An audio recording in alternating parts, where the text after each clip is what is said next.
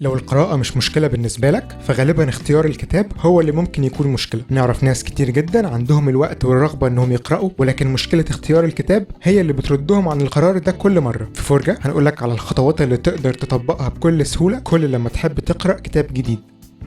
الخطوة الأولى واللي إلى حد ما بديهية هي إنك تحدد المجال اللي عايز تقرأ فيه بشكل عام، أو على أقل تقدير تحدد نوع الكتاب من الأساس، هل هي رواية أو كتاب علمي أو حتى خواطر لشخص مشهور. وبمجرد ما تتوصل لفئة الكتاب اللي عايز تختار منها يبقى مبروك عليك، خلصت الخطوة الأولى وحصرت الاختيارات في حوالي 4 مليون كتاب بس.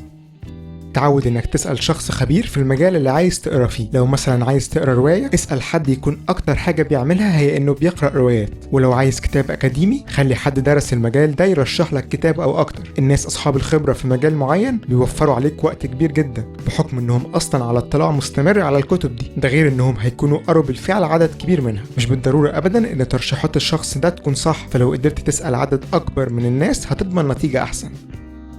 احنا عارفين انك مش دايما تقدر تلاقي حد خبير في المجال اللي انت عايز تقرأ فيه علشان تسأله، علشان كده دايما في خطة بديلة، وهي انك تستخدم آراء القراء على الانترنت. ببساطة خلي جوجل يجيب لك افضل الكتب في المجال اللي انت عايزه ده. آراء الناس دول ممكن تكون كتير واحيانا متضاربة، لكن ممكن تلجأ لموقع زي goodreads.com علشان تقرأ بوضوح وباستفاضة اكتر رأي الناس اللي قروا الكتاب ده بالفعل، نصائحهم عنه والحاجات اللي ما عجبتهمش فيه. وبكده الى حد ما هتبقى قادر تقلل الخيارات اللي قدامك لعدد صغير جدا في احسن الاحوال.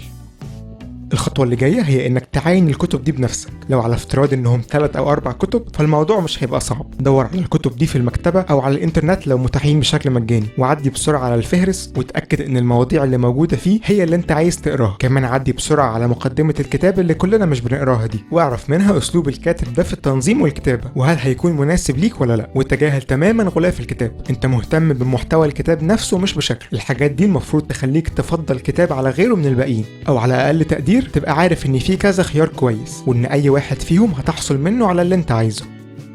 خد الوقت الكافي في اختيار الكتاب، مفيش اي داعي خليك مستعجل، بل على العكس الوقت اللي ممكن تاخده في الوصول للكتاب المناسب ليك هيكون اقل بكتير جدا من الوقت اللي ممكن يضيع لو بدأت في كتاب معين واكتشفت بعد ما قريت فيه كتير انه مش مناسب. في بعض الأحيان مبدأ العشوائية في الاختيار بيكون حل مناسب، يعني لو مش عارف تختار المجال اللي هتقرأ فيه من الأساس اختار مجال بشكل عشوائي، ممكن بالطريقة دي تكتشف مهارات جديدة فيك. نفس المبدأ ممكن تطبقه لما تتوصل لقائمة 3 أو 4 كتب فيهم كل اللي انت عايزه. الاختيار بينهم بشكل عشوائي هيوفر عليك وقت كبير بشرط انك تكون متأكد ان فيهم اللي انت عايزه بالفعل.